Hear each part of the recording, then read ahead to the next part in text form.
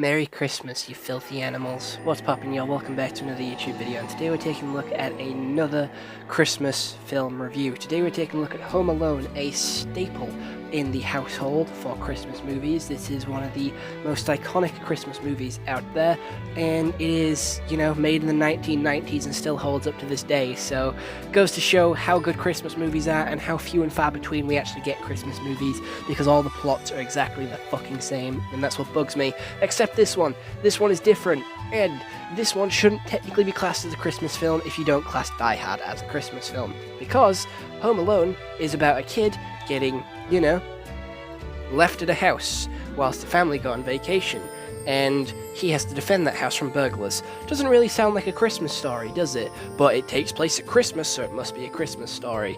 Same thing can be said for Die Hard. Oh look, it's a guy saving an office building from terrorists. Doesn't sound like a Christmas movie, but it takes place at Christmas, so it's a Christmas movie. Just an argument I'm making, comparing. I know these two films are nothing alike, but it just making a point. But without any further delay, let's get into what Google has to say. Home Alone is a 1990 family comedy which is an hour and 43 minutes, has a 7.7 out of 10 on IMDb, a 66% on Rotten Tomatoes, and a 4.7 out of 5 on Amazon. You can watch this on Disney+, YouTube, Google Play, and Amazon Prime. When 8-year-old Kevin is accidentally left behind when his family leaves for France, at first he's happy to be in charge, but when thieves try to break into his home, he puts up a fight like no other. Now, the story actually goes with us getting a little look into what Kevin's life is like when, he's being mistreated, his brothers hate him, his family aren't listening to him, his family are really ignoring him, and he isn't getting the most attention that he really needs or really deserves. He's kind of being slightly neglected, and everyone's in a rush on the morning because they all slept in. There's like 10 children, Jesus Christ. They are multiplying like rabbits, holy fuck. I'm gonna be honest, after 4 kids, that's too many. 4 is borderline too many anyway. Gonna be honest, 4 kids is too fucking many. Anything after that, you're fucking crazy. So having 10 kids is fucking wild to me anyway. Like, 10 kids? For real?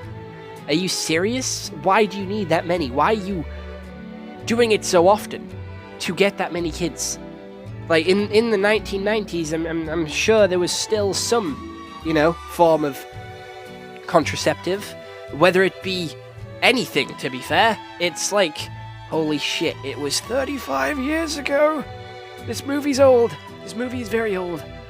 It was made before I was born, so I can't complain. But, they leave him, and he has fun. He eats popcorn, he eats sweets, he sleeps in his mum's bed, like the big bed. He uses aftershave, he gets a shower, he walks around naked, he watches a movie, he goes to the shop, buys groceries, buys sweets, comes back home, gets bored, and, just starts playing around with his toys. The burglars start to break in, and he's like, oh shit, oh no, gotta do something. So he sets up traps because he hears them and he knows when they're coming. So all these traps are like an iron to the face, slipping downstairs because they're frozen, getting shot at, having a nail dart shot into your ass, having a tarantula crawl on your face. Murderous intent behind these, traps. An iron to the face and you falling down the stairs, that's back breaking, that's nose breaking, that's neck breaking. Can paralyze someone, can kill them. Holy fucking shit, this guy is a menace. And I'm gonna be honest, I don't see this as a Christmas film. I don't see this. I think it's an alright film. I've watched it once, I've seen it once, I don't need to watch it again. The film has repeated itself 5 times. There is 5 new Home Alone movies. There is 5 Home Alone movies. Each one follows a kid being left alone and burglars trying to break in. Fair enough, they do try and branch out. One of them is in a mansion. One of them is in summertime. One of them is modern with AI and, Siri and shit like that.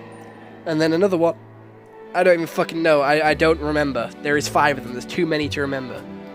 Actually, I think I got them all. Christmas, summer, mansion, modern. No, I'm missing one. Damn. Oh well.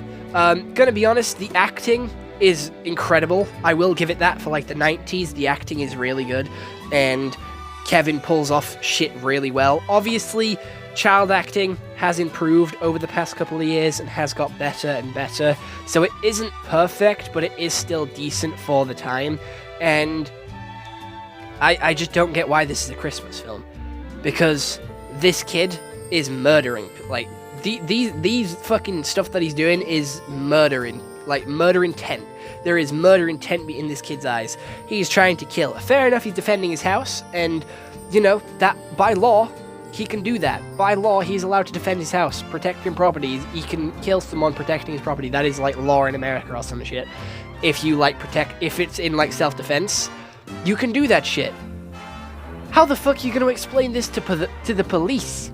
Like, how the fuck do you explain, oh yeah, I'm 8. I set up this iron trap, this sort of trebuchet-like thing.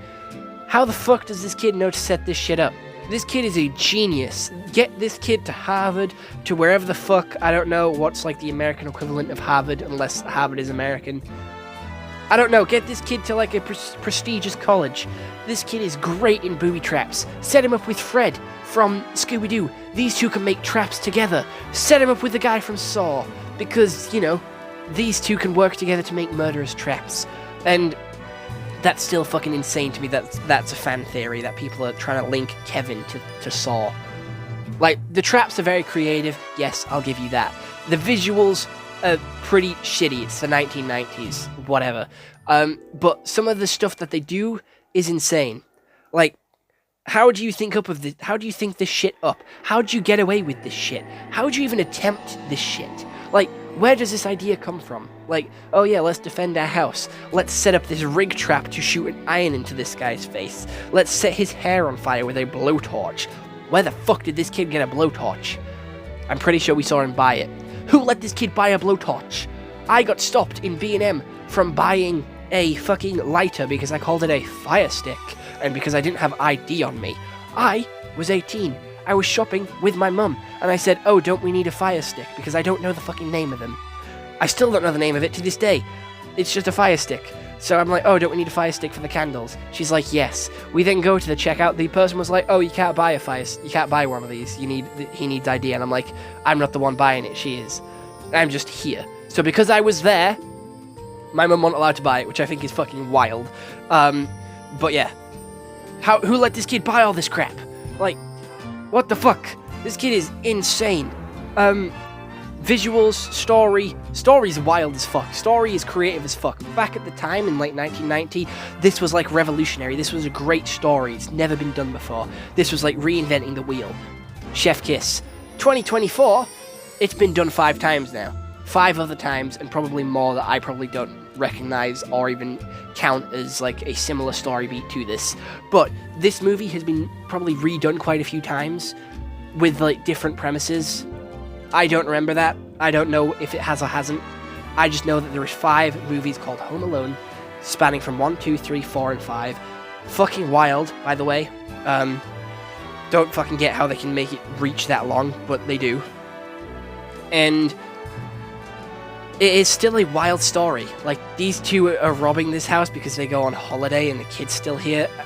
Imagine losing to a kid as well. That is fucking embarrassing. Losing to a psycho kid. That is embarrassing. Going back to, like, the Den of Thieves and, you know, seeing, like, saying, oh, yeah, we fucked up. We didn't manage to nab them all. We didn't manage to steal from them. This kid stopped us. A fucking kid stopped you. That shit's embarrassing.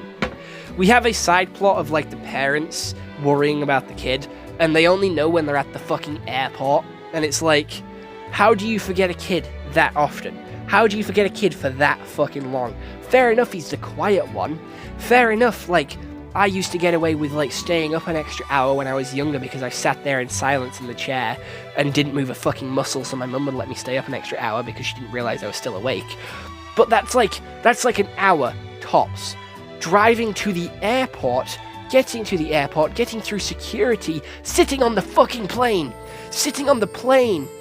No one gets through airports that quick. You have at least 3 hours where you sat around doing nothing, and no one thought to do a head check. When you have 10 kids, you need to do a head check.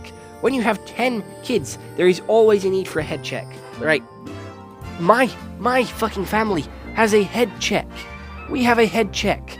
And there's fucking 4 of us. There's 4 of us. This family has some serious issues. There's some serious plot holes. Again, this is a movie which I can't rewatch over and over and over again. This is like a pretty solid movie and one that I wouldn't be able to watch over and over again. I just can't. I struggle doing that with movies. So it's like a 6 out of 10 because I still don't think it's that good. I'm gonna be honest, 6 out of 10.